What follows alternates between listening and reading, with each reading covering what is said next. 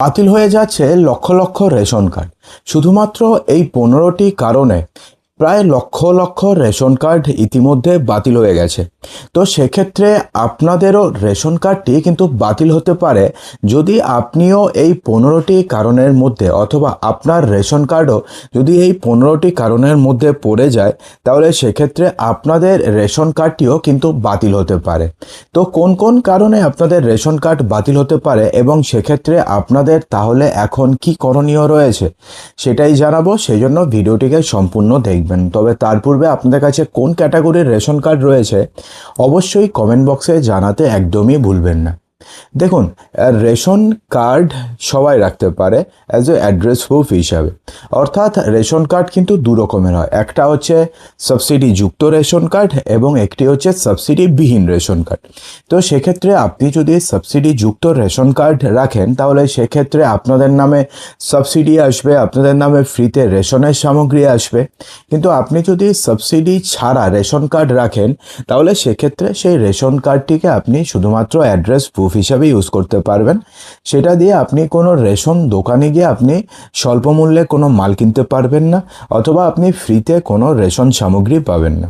কিন্তু আমরা দেখে আসছি যেমন অনেকে রয়েছে যারা কিন্তু রেশনে কোনো রেশন দোকানে তারা যায় না, অর্থাৎ রেশনে তারা কোনো প্রকারের রেশন সামগ্রী তোলে না, শুধুমাত্র রেশন কার্ডটিকে তারা ইউজ করে অ্যাজ এ অ্যাড্রেস প্রুফ হিসাবে।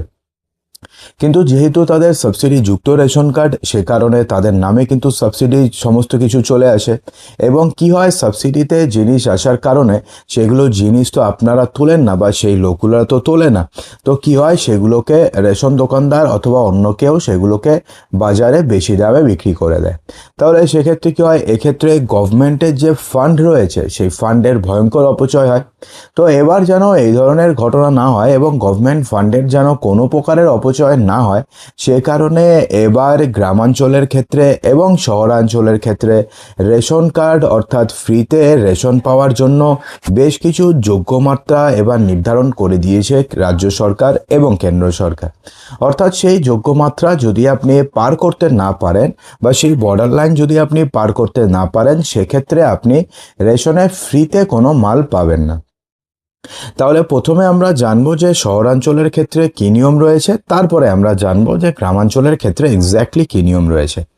শহরাঞ্চলের ক্ষেত্রে কংক্রিটের দেওয়াল বা ছাদযুক্ত 3 বা তার বেশি কক্ষ বিশিষ্ট বাড়িতে যদি আপনি বসবাস করেন তাহলে সেক্ষেত্রে আপনি ফ্রিতে রেশন পাওয়ার যোগ্য নন।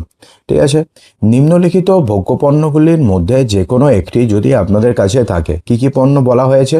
4 চাকার মোটর চালিত গাড়ি, এসি মেশিন, ইন্টারনেট সংযোগ সহ কম্পিউটার অথবা ল্যাপটপ। এই 4টির মধ্যে যে কোনো একটি যদি আপনাদের বাড়িতে থাকে তাহলে সেক্ষেত্রে আপনি শহরাঞ্চলের বাসিন্দা হলে আপনি কিন্তু ফ্রিতে রেশন পাওয়ার যোগ্য নন। এছাড়া যদি আপনাদের বাড়িতে রেফ্রিজারেটর থাকে, এছাড়া যদি আপনাদের বাড়িতে ল্যান্ডলাইন টেলিফোন থাকে, ওয়াশিং মেশিন থাকে অথবা 2 চাকার মোটর চালিত যানবাহন থাকে, তাহলে আপনিও ফ্রিতে রেশন পাওয়ার যোগ্য নন। এমন কোনো ব্যক্তি থাকা যিনি আয়কর প্রদান করেন অথবা পেশাগত কর প্রদান করেন, অর্থাৎ পি ট্যাক্স, প্রফেশনাল ট্যাক্স প্রদান করেন, তাহলে সেই সমস্ত বাড়ির কেউ ফ্রিতে রেশন পাওয়ার যোগ্য নন। এমন কোনো সদস্য থাকা যিনি রাজ্য সরকারি, কেন্দ্রীয় কর্মচারী প্রতিষ্ঠান, কেন্দ্রীয় সরকারি প্রতিষ্ঠান, সরকারি সংস্থার গ্যাজেটেড অথবা নন গ্যাজেটেড কর্মচারী, সাহায্যপ্রাপ্ত অথবা সংবিধিবদ্ধ বা স্বায়ত্তশাসিত সংস্থায় যদি কেউ চাকরি করে থাকে পরিবারের কেউ, তাহলে সেক্ষেত্রে সেই পরিবারও ফ্রিতে রেশন পাওয়ার যোগ্য নয়। যদি আপনি পেয়ে থাকেন তাহলে সেই রেশন কার্ডগুলোকে অটোমেটিক্যালি বন্ধ করে দেওয়া হবে। তো এবার আসছি হচ্ছে গ্রামের ক্ষেত্রে এক্স্যাক্টলি কী নিয়ম রয়েছে। যে কোনো মোটর চালিত 2 অথবা 3 চাকা অথবা 4 চাকার যান, মাছ ধরার নৌকা যার নিবন্ধন প্রয়োজন যদি আপনাদের কাছে থাকে, ট্র্যাক্টর, হারভেস্টার ইত্যাদির মতন যান্ত্রিক 3 চাকা অথবা 4 চাকার কৃষি সরঞ্জাম যদি আপনাদের কাছে থাকে, 50,000 টাকা বা তার বেশি ক্রেডিট সীমা সহ যদি আপনাদের কাছে ক্রেডিট কার্ড থাকে, পরিবারের কোনো সদস্য সরকারি কর্মচারী হলে সে গ্যাজেটেড হতে পারে, নন গ্যাজেটেড হতে পারে, কেন্দ্রীয় সরকারি কর্মচারী, রাজ্য সরকারি পিএসইউ, সরকারি সাহায্যপ্রাপ্ত স্বায়ত্তশাসিত সংস্থা অথবা স্থানীয় সংস্থায় যদি কেউ চাকরি করে থাকে, তাহলে সেই পরিবারের লোকজনও এই ফ্রিতে রেশন পাওয়ার যোগ্য নন। সরকারের সাথে নিবন্ধিত অকৃষি উদ্যোগ সহ একটি পরিবার। পরিবারের কোনো সদস্যের আয় মাসিক 15,000 টাকার যদি বেশি হয় তাহলে সেই পরিবারও কোনোভাবে ফ্রিতে রেশন পাওয়ার যোগ্য নয়। পরিবারের কোনো সদস্য যদি আয়কর প্রদান করে অথবা পেশাগত কর প্রদান করে তাহলে সেই পরিবারকেও ফ্রিতে রেশনের আওতার বাইরে রাখা হয়েছে। 3 বা ততোধিক কক্ষ বিশিষ্ট পরিবার, যার সকল কক্ষের দেওয়াল এবং পাকা ছাদ থাকে।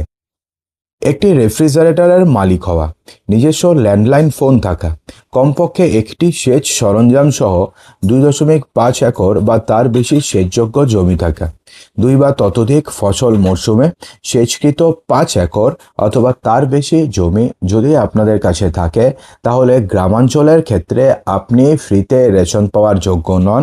তো সেক্ষেত্রে কি হবে না, আপনাদের যদি রেশন কার্ড থাকে তাহলে সেই রেশন কার্ডটিকে বাতিল করা হবে অথবা আপনাকে নিজেও আপনি বাতিল করতে পারবেন। সেই রেশন কার্ডটিকে বাতিল করে আপনি সাবসিডি ছাড়া রেশন কার্ড নিতে পারেন, তাহলে আপনাদের কোনো সমস্যা হবে না। আর যদি না নেন তাহলে সেক্ষেত্রে পরবর্তীকালে যদি আপনি ধরা পড়েন তাহলে আপনাকে পরবর্তীকালে সমস্যার মধ্যে পড়তে হতে পারে। তো আশা করব ভিডিওটিতে আপনাদের সমস্ত কিছু বোঝাতে পেরেছি। যদি ভালো লেগে থাকে তো লাইক করবেন, শেয়ার করবেন, চ্যানেলটিকে সাবস্ক্রাইব অবশ্যই করবেন।